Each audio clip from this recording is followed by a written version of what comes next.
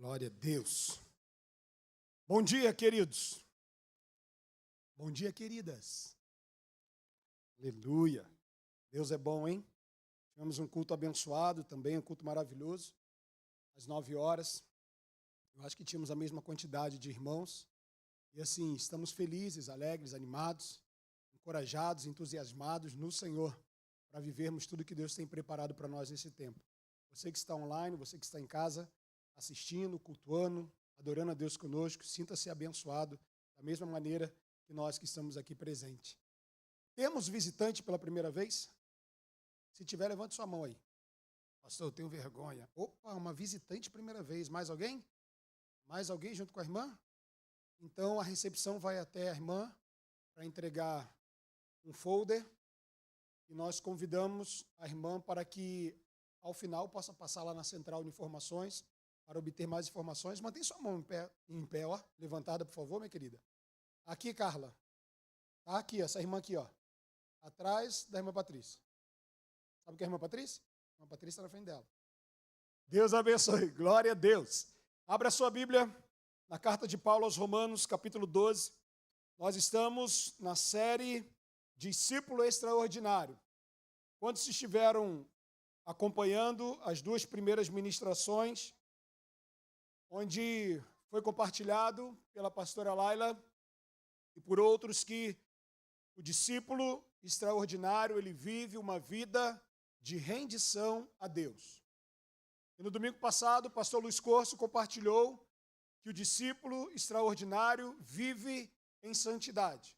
Uma santidade que não é uma alusão ao medo do pecado, uma preocupação diretamente com o pecado, embora santidade não é ausência 100% de pecado, mas é vigilância também ao pecado. Sobretudo, conversando com o pastor antes dele pregar na semana passada, eu compartilhava com ele como eu penso em santidade. Quando eu tenho que falar de santidade, quando eu penso em me santificar, e eu tenho que fazer isso diariamente, constantemente, eu penso no amor que eu devo ao Senhor. Quando eu penso em santidade, pensando no amor que eu devo ao Senhor, por tudo que o Senhor fez por mim, eu acho que fica mais leve, fica mais fácil. Até ouvir o pastor Luiz Corso falando semana passada. Aí ele deu aquela palavra poderosa para nos encorajar, por quê? Porque a proposta nesse fechamento do ano ministerial, onde nós trabalhamos o tema discipulado, é que você termine e feche esse ano entendendo que você foi chamado, é chamada a ser um discípulo e uma discípula extraordinária em Deus. Um discípulo e uma discípula de Cristo Jesus. Posso ouvir um amém? E hoje nós vamos falar que o discípulo extraordinário, ele conhece a si mesmo. E é bem verdade que se eu abrisse aqui o microfone e entregasse para alguns irmãos para falar quem é, e eu perguntasse quem é você, você saberia se expressar, se explicar, se apresentar. Qual é o seu nome, quem foram os seus pais ou quem são os seus pais, de onde você veio, a sua origem, onde você mora, o que você faz profissionalmente, se você é aposentado, se você é vovô ou vovó de cabelo branco ou ruiva, ou alguma coisa assim, né, irmã Adriana? Então, enfim, não tem problema. Apareceram um monte de vovós aqui, né?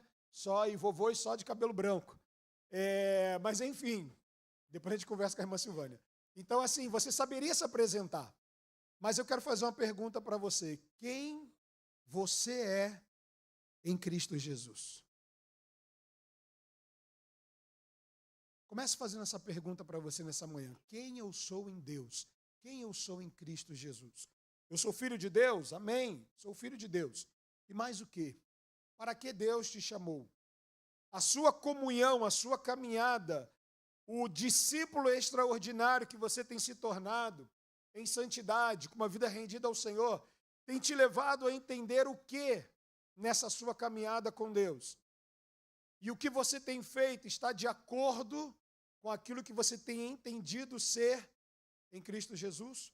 E é sobre isso que nós vamos falar ainda dentro do capítulo 12, capítulo que tem norteado, de alguma maneira, a nossa série de mensagens, a partir do verso 3 ao verso 8, diz assim a palavra de Deus: não pensem de vocês mesmos além do que devem pensar, mas pensem moderadamente, segundo a medida de fé que Deus deu a cada um.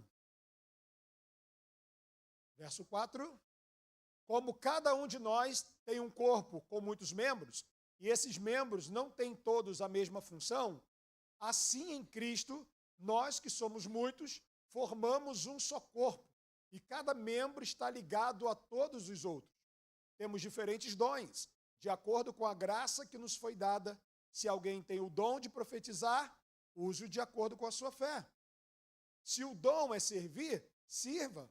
Se é ensinar, ensine. Se é encorajar, que assim o faça. Se é contribuir, que contribua generosamente. Se é exercer liderança, que a exerça com dedicação. Se é mostrar misericórdia, que o faça com alegria. Amém. Glória a Deus. Paulo começa no verso 3, depois de nós lembrarmos um pouquinho do que foi dito pelo pastor Luiz semana passada, abordando o verso 1 e o verso 2 do capítulo 12 aos Romanos. Paulo ele vai começar no verso 3, falando sobre a forma de pensar, a maneira de nós pensarmos a respeito de nós mesmos. E até o verso 8 ele abrange que nós estamos incluídos num corpo, que é a igreja de Cristo. E que nesse corpo, sendo nós membros deste corpo, o corpo possui muitos dons, uma diversidade de dons. Como disse o pastor Lívio, eu lembrei isso no culto da manhã, estou lembrando agora novamente, e ele aprendeu com seu pai, cada um de nós é um mundo. Há uma pluralidade de conhecimento, de competências, de capacidade em nós. Eu não sou igual ao pastor Luiz não é igual a mim. Exercemos uma função muito parecida, temos e carregamos uma mesma titularidade, mas enquanto pastor, ele tem dons que eu não tenho, ou pode ser que eu não tenha. Eu posso ter dons, porque estou no corpo de Cristo, que talvez ele não tenha. Mas antes de Paulo falar sobre o viver no corpo, o ser corpo de Cristo, e o ser alguém que exerce dons e talentos no meio desse corpo e a partir desse corpo, Paulo nos chama para uma reflexão, Paulo nos chama para uma caminhada muito importante. A forma como nós pensamos a respeito de nós mesmos. Hoje, nós vivemos uma geração onde há uma obsessão pelo autoconhecimento. São livros, são palestras, são testes de personalidade, redes sociais, são coaches prometendo nos ensinar e nos apresentar quem nós somos. Quem é você? Eu vou te apresentar quem você é, eu vou dizer quem você é. E são muitas as orientações. E isso não é ruim. Mas a Bíblia, querido, a Bíblia ela toma um caminho diferente. A Bíblia, ela ensina de forma diferente.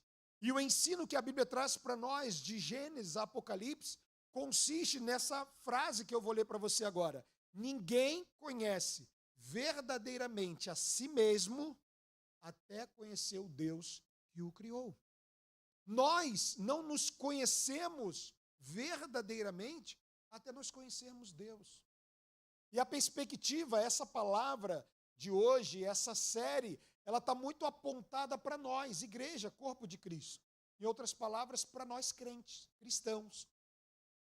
Não é uma série, a palavra de hoje não está muito voltada para o homem ou para a mulher, para o visitante, que ainda não entendeu o plano da salvação e, portanto, não entregou a sua vida a Jesus. Ainda não faz parte do corpo. Na verdade, essa palavra está mais direcionada para você que já entendeu o que Jesus fez por você na cruz do Calvário, que ele pagou um alto preço pela sua vida, que ele te ama.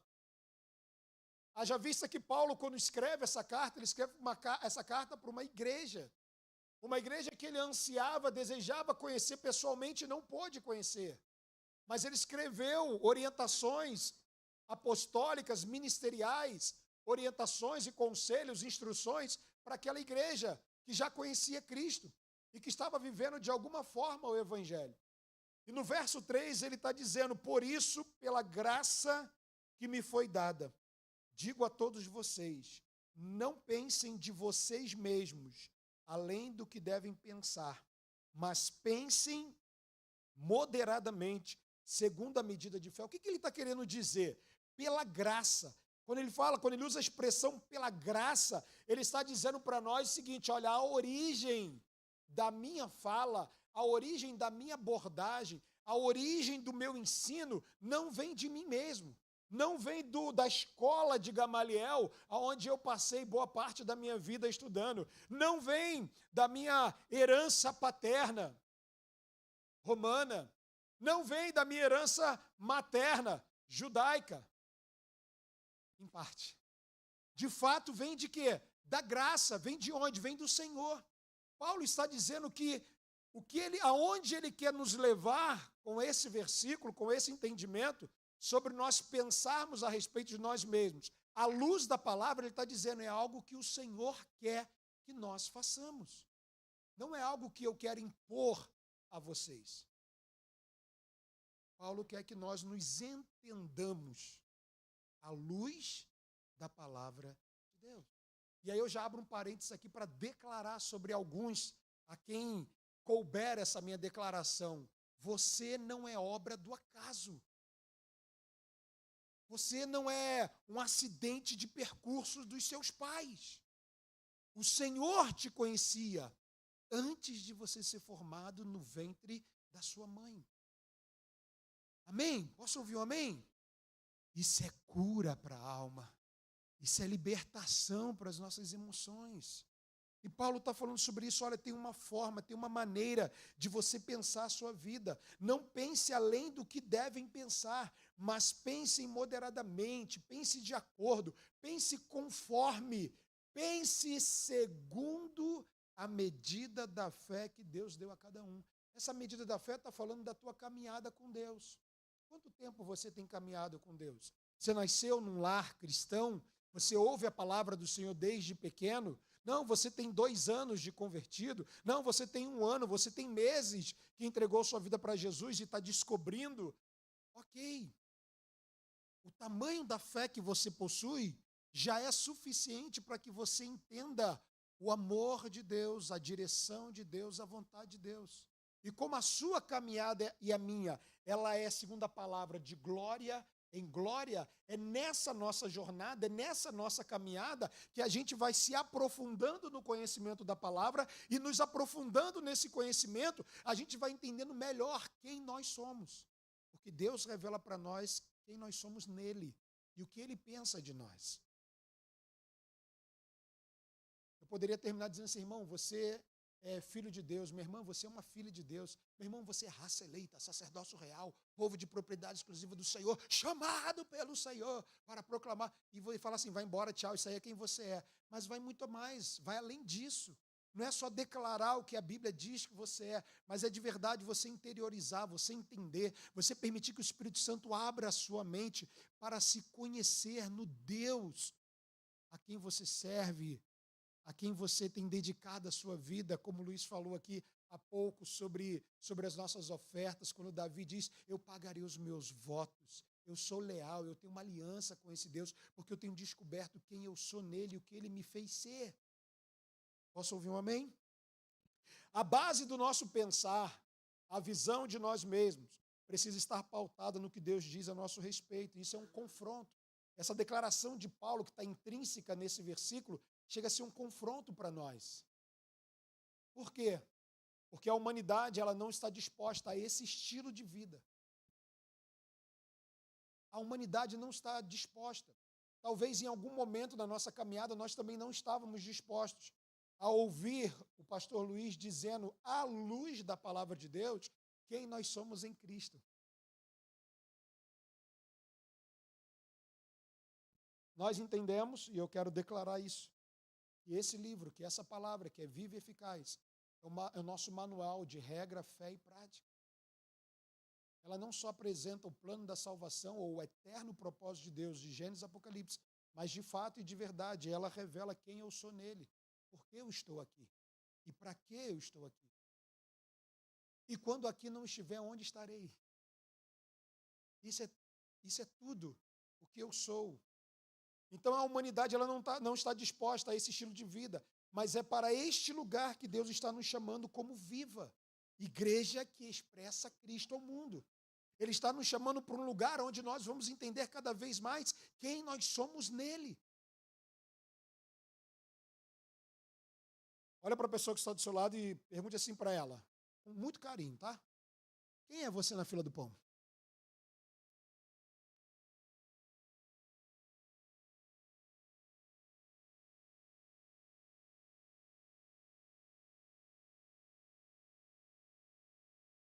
Meu parceiro Dantes ali gostou.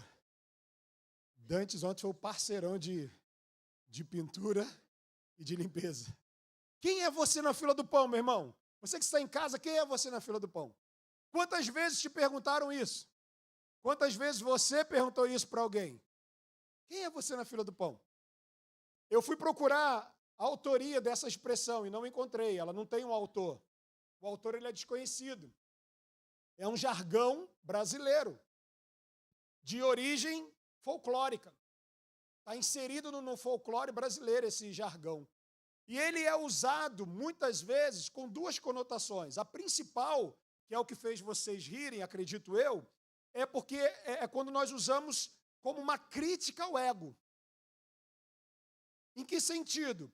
Quando eu uso ela de forma indireta ou direta para lembrar alguém, seja homem ou mulher, jovem ou criança, que no fundo ele é apenas um indivíduo comum. Ele não é tudo que ele pensa que ele é. Não é assim que a gente ouviu muitas vezes essa expressão? É verdade. Está pensando que tu é quem? Não é dessa forma, não é com essa conotação que Paulo está nos orientando no verso 3 de Romanos 12, a pensarmos a nosso respeito de acordo com a fé em Deus. Não é nessa conotação. Mas esse jargão traz isso, mas ele também é usado em alguns momentos por profissionais da saúde mental, com um objetivo técnico. De quê? De levar o indivíduo a entender e a pensar sobre sua verdadeira identidade. E não é de uma maneira crítica a ele. Até porque se um profissional da saúde mental faz isso com um paciente, misericórdia, né? Glória a Deus, isso não acontece. Mas a intenção é exatamente levá-lo a pensar sobre sua verdadeira identidade, sobre o seu propósito de vida e sobre a maneira como a pessoa, seja homem ou mulher, se destaca pela sua essência e não pelos seus rótulos. Que legal, né? Então, viu como não é ofensivo você perguntar, a irmã Léa perguntou ali para o pastor Gilmar, o esposo dela, quem é você na fila do pão? Léa, tu já lavou a louça do almoço? Léa, vamos receber visita. Quem é você na fila do pão, Gilmar? Pronto, não pode falar isso, que aí é crítica ao ego. Vai você lavar a louça. Mas quando eu pergunto com alguém em carinho, irmão Luiz está quietinho ali atrás da irmã Adriana, irmão Luiz, quem é o irmão na fila do pão? Eu não estou sendo ofensivo. E é com base nessa segunda colocação, tá? Nesse segundo uso da expressão, que nós começamos a entender. Você sabe quem é você? O profissional da saúde pergunta a ponto de restaurar a personalidade, posicionamento, aquela coisa toda que vocês já sabem, né? Mas é com essa perspectiva que Paulo está nos orientando a pensarmos a nosso respeito à luz da palavra, de acordo com o que Deus já se revelou para mim e para você, de acordo com aquilo que Deus diz quem você é. Jesus nos mandou em Mateus capítulo 28 ir por todo mundo, disse isso para os apóstolos e diz isso para nós hoje, para as nossas células semanais. Ide por todo o bairro de Vila Valqueires e adjacência e pela cidade do Rio de Janeiro e aonde você estiver e anuncie as boas novas de salvação. Façam discípulos de todas as nações. E como é que eu faço discípulo? Para eu ser discípulo, eu tenho que entender a quem eu estou seguindo, a quem eu estou imitando, o que ele fez por mim, o que ele diz a meu respeito. Eu preciso conhecê-lo. E conhecendo ao Senhor, sendo adepto a essa fé que ele tem gerado em mim, a fé para a salvação, mas também a fé para o meu dia a dia, os 40 graus aqui sobre minha cabeça, do dia a dia, os desafios, conhecendo isso, essa fé, eu vou entendendo quem eu sou e o que eu devo fazer e o que eu não devo fazer. Aí eu começo a entender o que Davi falou, esperei com paciência no Senhor e ele se inclinou para mim e ouviu o meu clamor. Está escassa a paciência hoje, né? Está escassa. Mas eu começo a entender como eu devo me comportar. No verso 3, quando Paulo vai falar sobre a forma de pensar, ele está querendo nos levar a um comportamento um tanto parecido com o comportamento que Adão tinha antes do pecado. E qual era o comportamento que Adão tinha antes do pecado, queridos? Um comportamento, um relacionamento, na verdade, de alinhamento com a vontade de Deus. Ele vivia conforme Deus queria que ele vivesse, ele vivia de acordo com a vontade de Deus. Paulo está nos levando para isso. Lembra do verso 1 que o pastor Luiz falou semana passada? Não vos conformeis, mas transformai-vos, renove a sua mente, viva essa santidade. E agora ele está falando para nós, pense sobre você conforme Deus quer. Adão pensava sobre si, antes da queda, como Deus pensava que ele deveria pensar. Foi difícil? Adão pensava a respeito de si como Deus queria que ele pensasse, ele vivia conforme a vontade de Deus. Só que o pecado entrou no mundo. O pecado alcançou Adão, o pecado alcançou Eva. E o que aconteceu? Gênesis capítulo 3, do verso 8 ao 11, mais ou menos, mostra aquele momento, o pastor Luiz retratou isso semana passada, em que Deus, o texto vai nos dizer, dá a entender isso, que diariamente Deus vinha ao encontro de Adão e tinha relacionamento com Adão, conversava, procurava saber como foi o dia do Adão, da Eva, o que eles fizeram, como eles estavam, e era maravilhoso, era perfeito. Mas teve um dia que Deus veio e chamou Adão pelo nome e Adão não respondeu. Imediatamente Adão não respondeu. Para piorar a situação, Adão não estava no lugar de costume, onde ele costumava estar. E no verso 10, Adão disse assim, eu ouvi a tua voz no jardim. Ele diz, te ouvi no jardim e fiquei com medo, porque estava nu, por isso me escondi. Deus pergunta para Adão, quem contou a você que tu estava nu? Você comeu da árvore da qual ordenei a você que não comesse? A resposta de Adão foi, a mulher que me deste para estar comigo, que me deu do fruto da árvore e comi. Quando, em outro momento da caminhada, Adão respondeu dessa maneira para Deus? Em nenhum outro momento. É interessante que Deus só cobra, se é que eu posso usar a expressão cobrar, esse verbo, Deus só cobra o que Adão sabia a respeito de si mesmo. Deus só pergunta, Deus só pede uma informação, ou seja, um feedback, um retorno de Adão sobre aquilo que Adão já sabia sobre si mesmo. E o que é que Adão sabia sobre si mesmo? Que havia, vamos botar aí, dezenas de árvores no jardim e que ele poderia se alimentar de todas elas. Mas haviam duas que ele não poderia se alimentar. A do conhecimento do bem e do mal e da árvore da... Deus só pergunta para ele, comeu você do que você já sabia que não podia comer? Ele já tinha a orientação. E Deus pergunta para ele. E é interessante que Deus não maltrata Adão.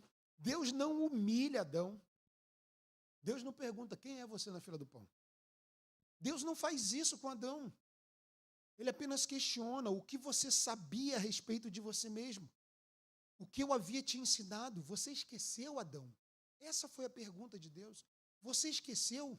Porque Adão, a resposta de Adão, a conotação é, eu estou completamente fora daquilo, da posição, daquele lugar que eu sabia que era para eu estar. Muitas vezes, e isso aconteceu comigo, deve ter acontecido com você, antes de nós entregarmos nossa vida para Jesus, nós éramos alguém na fila do pão, a nosso bel prazer. Nós pensávamos a respeito de nós mesmos de uma maneira que estava joinha, tranquilo. Quando nós conhecemos a Deus e a Cristo e o plano da salvação e o que Ele fez por nós e o que Ele tem prometido a nós e para onde Ele nos levará, uau! Mudou tudo. Agora eu sei, eu não sou obra do acaso. Eu não sou um acidente de percurso.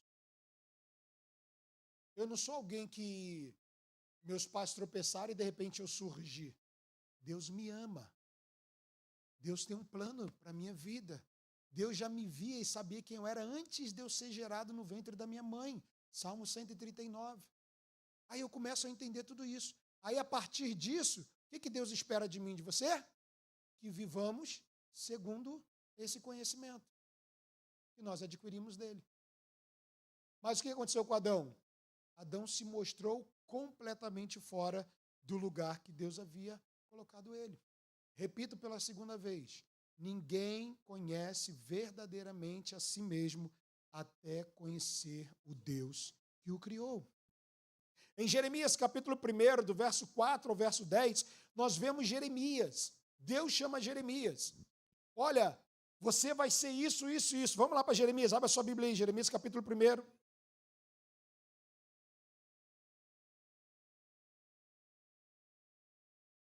A partir do versículo 4. Diz assim, não precisa projetar o texto não.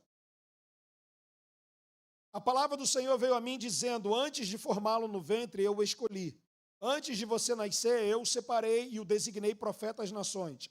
Então eu disse, soberano Senhor, eu não sei falar, pois ainda sou muito jovem. O Senhor, porém, me disse, não diga que é muito jovem. A todos a quem eu enviar, você irá e dirá tudo o que eu ordenar a você. Não tenha medo deles, pois eu estou com você para protegê-lo, declara o Senhor. O Senhor estendeu a mão, tocou a minha boca e disse-me, agora ponho na sua boca as minhas palavras. Veja, eu hoje dou a você autoridade sobre nações e reinos, para arrancar e despedaçar, para arruinar e derrubar, para edificar e para plantar.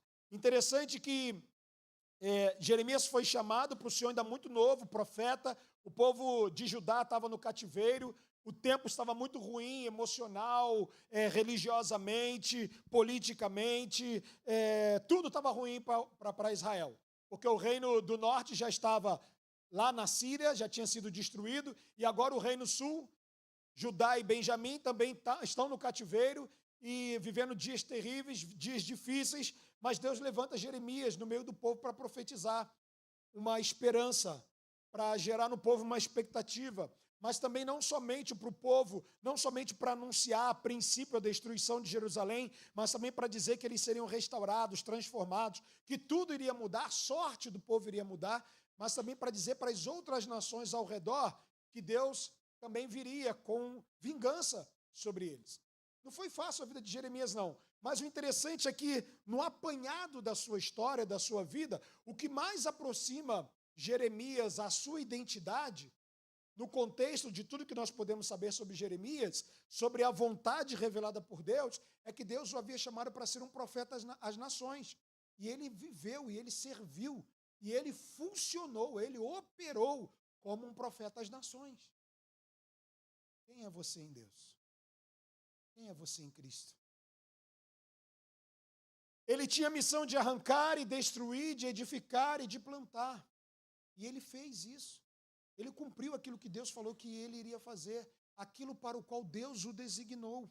Foi a sua perseverança em pregar a palavra divina de juízo e restauração por toda a sua vida, mesmo enfrentando rejeição sem se calar, que fez ele viver a identidade que Deus tinha para ele, aquilo para o qual ele foi estabelecido por Deus. O chamado e identidade dele acontece por uma escolha prévia, Deus escolheu ele. Querido, Jeremias não é melhor do que você, Deus foi quem te escolheu. O Senhor Jesus disse assim, olha, não foste vós que escolhestes a mim, mas eu vos escolhi a vós. Se você está sentado aqui nessa manhã, e mesmo que você ainda não tenha entregue a sua vida para Jesus, mesmo que você ainda não tenha descido nas águas batismais, não tenha se batizado, se você está aqui, é porque Jesus te trouxe aqui. Se você está acompanhando online, é porque Jesus te conectou a esse culto nessa manhã. Ele te escolheu nele mesmo. Ele morreu morte de cruz por você e por mim. E, portanto, ele quer que nós nos conheçamos a partir dele. Nele. Nos entendamos, homens, mulheres, nele. Posso ouvir um amém? Deus revelou que conhecia Jeremias e que havia separado ele antes da formação no ventre materno. O Senhor tocou na sua boca, conferindo a ele autoridade para cumprir aquilo que Deus queria que ele cumprisse. E aí o que acontece? Ele consegue viver isso. A mensagem que ele carregava era uma mensagem incômoda. Era difícil ser Jeremias. Eu tenho certeza que era difícil para ele ser quem ele era. Mas Deus deu a ele uma mensagem. Ele resistiu, ele sofreu perseguições, solidão, mas ele permaneceu. Como nós somos chamados a permanecer enquanto igreja, cumprindo a missão de Deus. Muitas pessoas vivem com uma mente egóica. Sabe o que é uma mente egóica, querido? É um padrão de funcionamento mental em que a pessoa se identifica totalmente com seus pensamentos. Ela é o que os seus pensamentos dizem e acabou. E ponto final. Acredita que você é a voz na sua cabeça. Uma pessoa que vive uma mente egóica, muito voltada para o ego, para si mesmo, ela acredita que ela é a própria voz na cabeça. Ela é o que as histórias que ela criou dizem, e ponto final. Precisa do olhar de outros, tá? Ela busca por aprovação, precisa do olhar de outros e o elogio de outros para sentir algum valor próprio. Tem resistência ao presente, vive muito preso às dores do passado ou à ansiedade relacionada ao futuro, mas aquilo que nós temos de melhor da parte de Deus, que é o aqui, agora, o hoje, essa pessoa não vive. Está muito presa ao passado e está muito ansiosa pelo futuro, esquecendo de desfrutar hoje das coisas boas da vida, de ver o próximo, de enxergar o outro, de sorrir, de ajudar, de se permitir ser ajudado. As pessoas estão muito nisso. É um frenesi. Uma sensação de escassez é constante na vida de alguém que vive assim. Sente que nunca há nada suficiente, nunca é suficiente o que ela vive, o que ela tem. Precisa estar competindo toda hora, precisa estar se defendendo, uma autodefesa o tempo todo. Ah, queridos,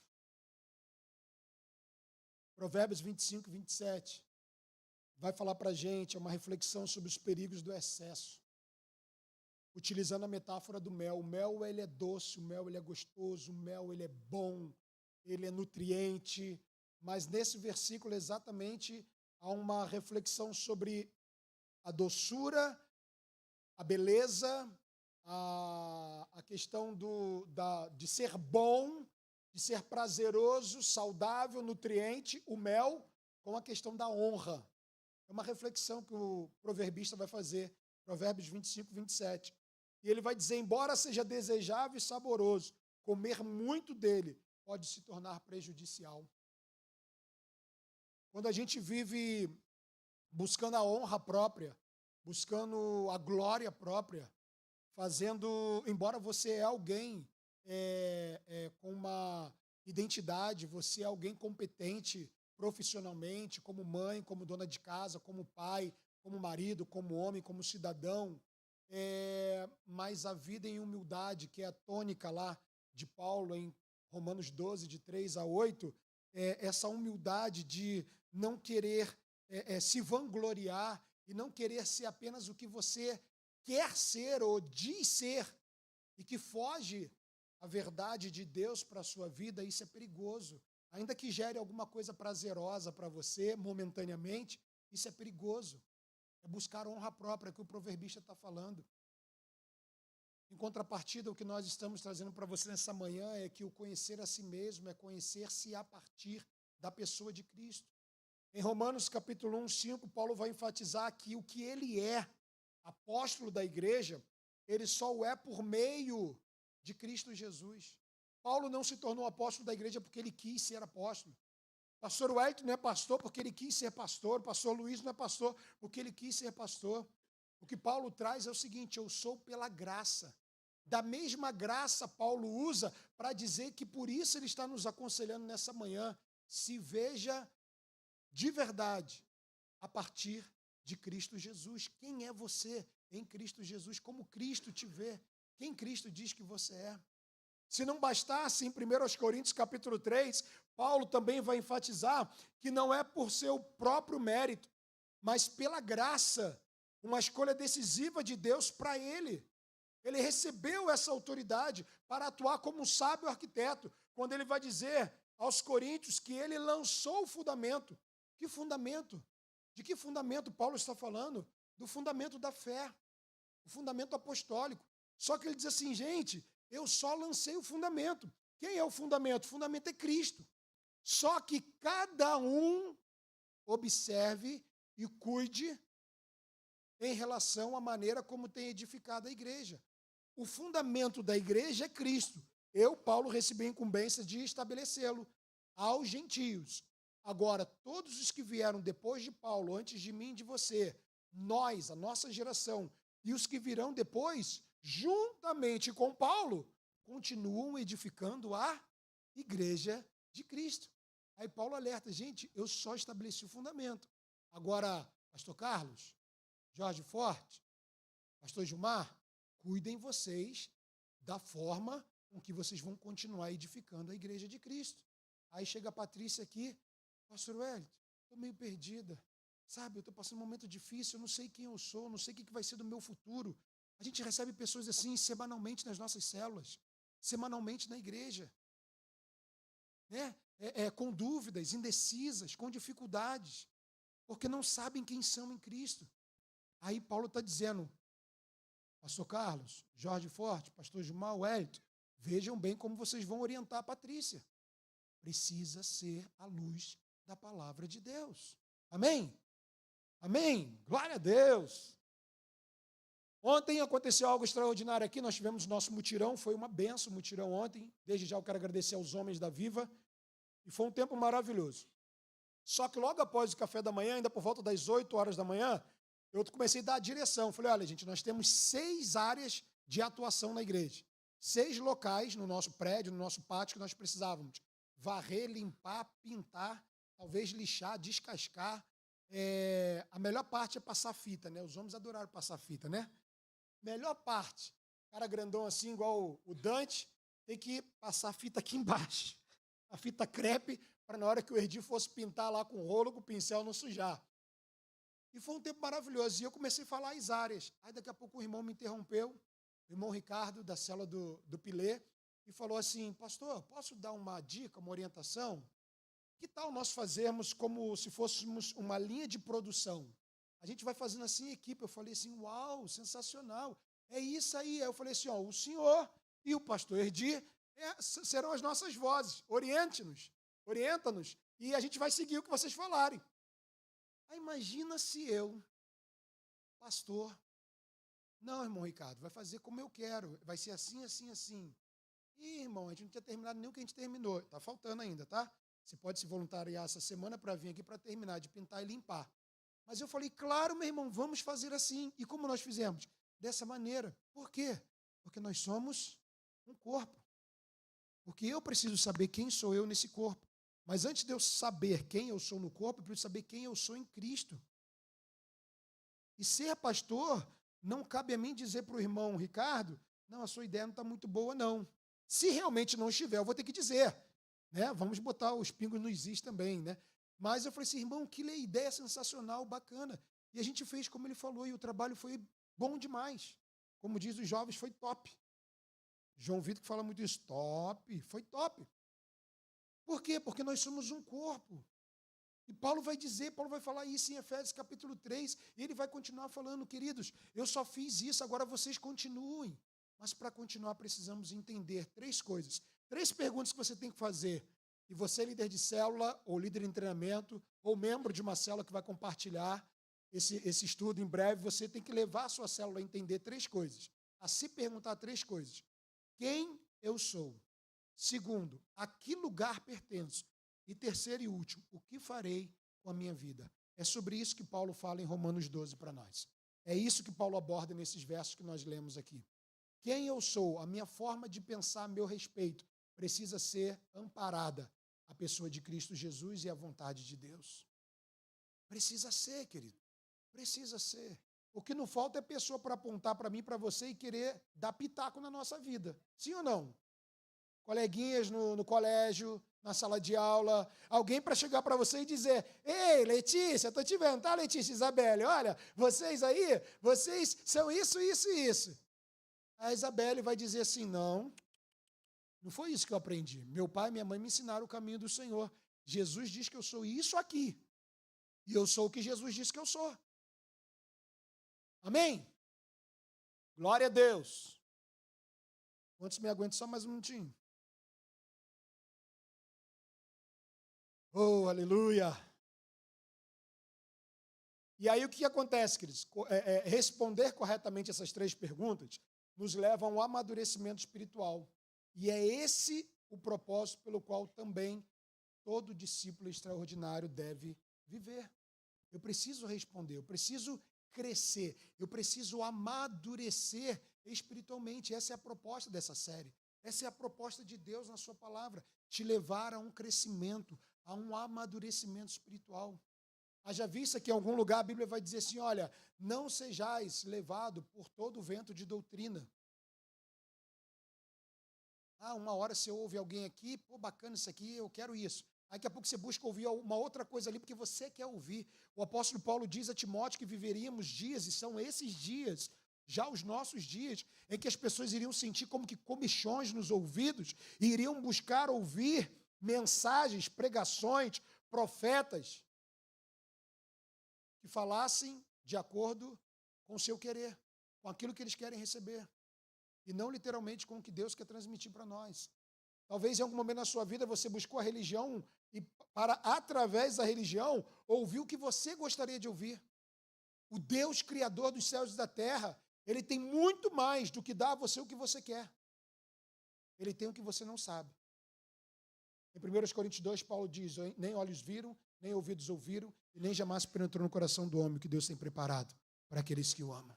Jeremias 33, 3, ele vai dizer, clama a mim e responder-te-ei, anunciar-te-ei coisas grandes e ocultas que você não sabe. Jeremias 29, 11, ele diz, eu é que sei os pensamentos que tenho a vosso respeito, diz o Senhor dos Exércitos, pensamentos de bem e não de mal, de paz e não de guerra, para te dar o fim que você deseja. Olha como é diferente. É eu me conhecendo nele. Quem eu sou nele? Quem ele diz que eu sou? Amém? Fique de pé no seu lugar. E aí, quando eu entendo quem eu sou em Cristo, quando eu entendo como discípulo extraordinário, quando eu conheço a mim mesmo em Cristo, eu entendo o que Paulo quis dizer, que nós somos um corpo. Eu sei quem eu sou, eu sei o lugar que eu pertenço, a uma igreja. E essa igreja chamada Viva, e poderia ser qualquer outra, é corpo de Cristo? Então eu faço parte do corpo de Cristo. Eu sou membro do corpo de Cristo. E sendo membro do corpo de Cristo, membro de uma célula, eu tenho dons. Mas o meu irmão à direita também tem dons. O meu irmão à esquerda também tem dons. O meu irmão à frente ou a minha irmã também tem dons. O que está atrás de mim também tem dons. E nós somos aqui uma pluralidade de dons e talentos que Deus nos deu, que Deus nos confiou. Para quê? Para nos ajudarmos mutuamente, para que sejamos aquilo que Deus quer que nós sejamos. Eu não sei como você tem vivido a sua vida. Eu não sei de que maneira você tem prosseguido no seu dia a dia em relação a você mesmo, a sua ótica. Como a gente diz muito em missões, a sua cosmovisão. Qual é a sua cosmovisão de mundo e a sua cosmovisão de você mesmo nesse mundo no qual você está inserido? Você está no farinha pouca, meu pirão primeiro?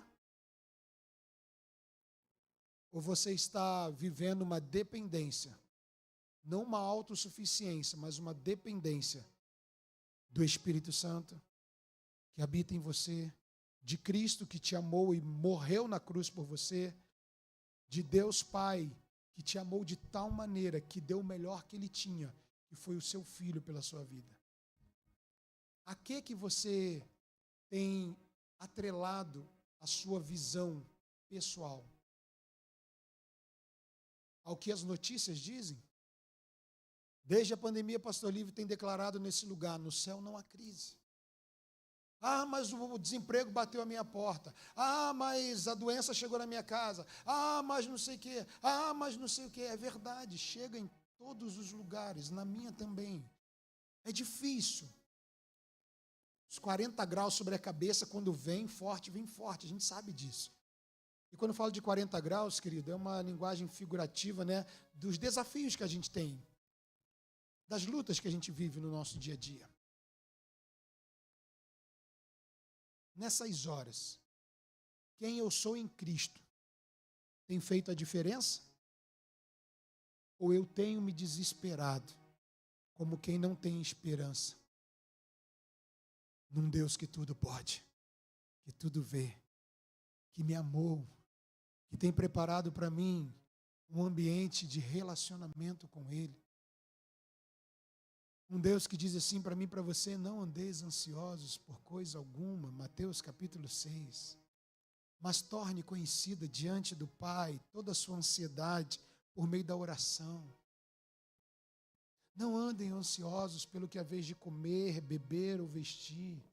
Mas no verso 33 ele vai dizer: busque primeiro o meu reino e a minha justiça, e todas estas coisas que ele disse, comida, vestes e teto, abrigo, não irão te faltar. Eu quero orar por você nesse momento, mas antes de orar, nós vamos cantar uma canção. E por meio dessa canção você vai refletir se você realmente tem se conhecido como alguém que está em Cristo. E ao final, ou quase no final da canção, eu vou orar por você, para que o Espírito Santo, mesmo com graça e misericórdia, nos revele mais e mais quem de verdade nós somos, porque eu preciso aprender. Eu preciso entender melhor a cada dia quem eu sou nele. Porque eu sou um homem igualzinho a vocês. E tem hora que pode bugar a cabeça aqui, pode acontecer alguma coisa e... Mas tu não é pastor? Mas eu sou homem. Eu tenho emoções, eu tenho sentimentos. Não é assim que você recebe lá no consultório? Muitas pessoas, uau! Aí ele está falando, é isso mesmo. Ela é uma profissional da saúde mental. Vamos adorar o Senhor.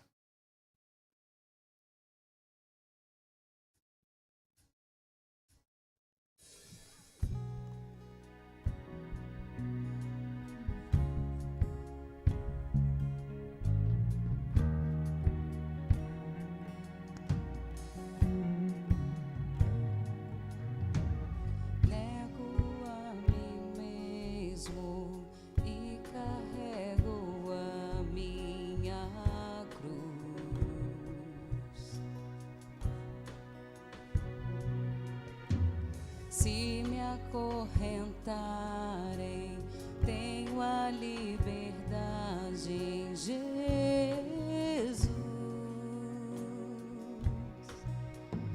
Tudo que eu tinha, considero perda. Se enfrento a morte, tenho a certeza que o morrer é lucro e o viver é Cristo. Sigo a porta estreita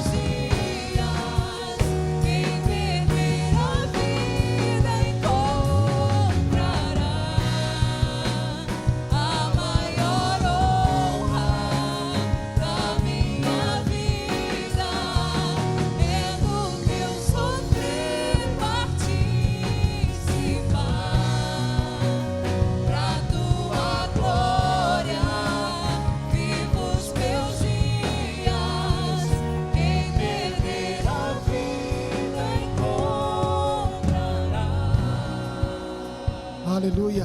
Feche os olhos. Toda a igreja, por favor, feche os seus olhos. Mas mantenha os ouvidos abertos. Talvez você esteja aqui nessa manhã e ouvindo essa palavra sobre o discípulo extraordinário, conhece a si mesmo. E você me ouviu dizendo que eu preciso a cada dia, através da palavra de Deus, através do meu relacionamento com Jesus, me conhecer ainda mais, me entender nele. E eu digo para você que há mais de 30 anos eu tenho me entendido como filho de Deus, como salvo em Cristo Jesus. Mas eu preciso a cada dia mais me conhecer, entender quem Ele diz que eu sou. E você está aqui nessa manhã e esteja dizendo para você mesmo aí, eu preciso disso. Eu preciso, a partir de Jesus Cristo, me conhecer. O primeiro passo para isso é você entregar a sua vida a Ele, reconhecendo que Ele é o único Salvador da sua vida. Que sem Ele você não tem salvação. Pastor, salvação do quê? Ou de quê? Da vida eterna. O dia que eu e você morrermos, há dois caminhos, há duas direções, há dois destinos. A Bíblia diz que é céu e inferno, ou inferno ou céu.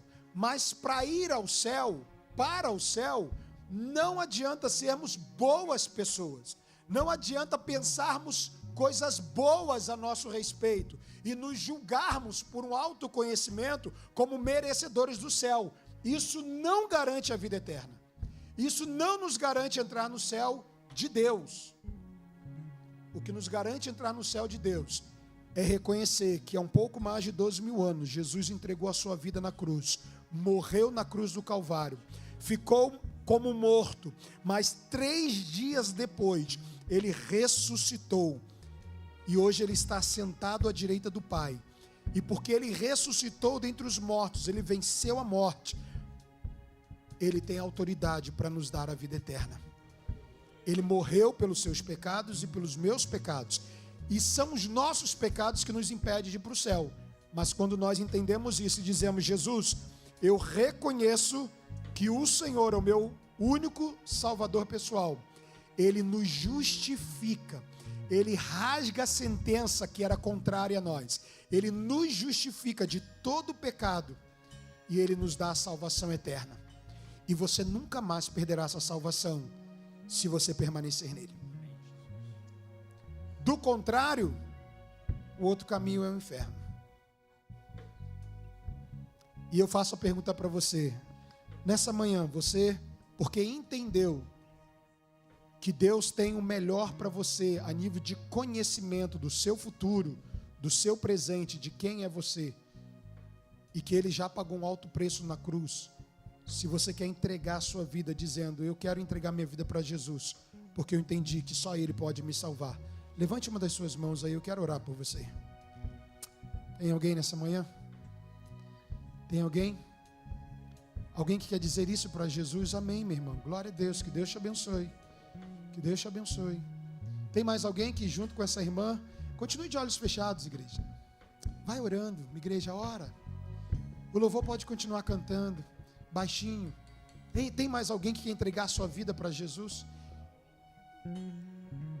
Eu quero orar, eu quero orar, eu quero orar por você. Minha recompensa não é o paraíso, o meu maior. Você que levantou sua mão, coloque sua mão assim no seu coração e diga assim comigo, Senhor Jesus, nessa manhã de domingo, eu reconheço que Tu és o Senhor da minha vida. Tu és o meu Salvador pessoal. E eu tenho entendido que eu preciso, a partir do meu relacionamento contigo, conhecer mais sobre mim mesma, sobre mim mesmo. E eu declaro nessa manhã, Jesus, meu amor por Ti, Tu és o meu Salvador. Pai querido, escreve o nome desses irmãos, dessas irmãs que levantarem suas mãos e as levar até o seu coração. Escreve o nome deles no livro da vida. E que hoje haja um recomeço de vida, uma nova história, um novo destino, um novo tempo se estabeleça sobre a vida desses queridos irmãos e irmãs. Nós oramos em teu nome, em nome de Jesus. Vamos adorar o Senhor.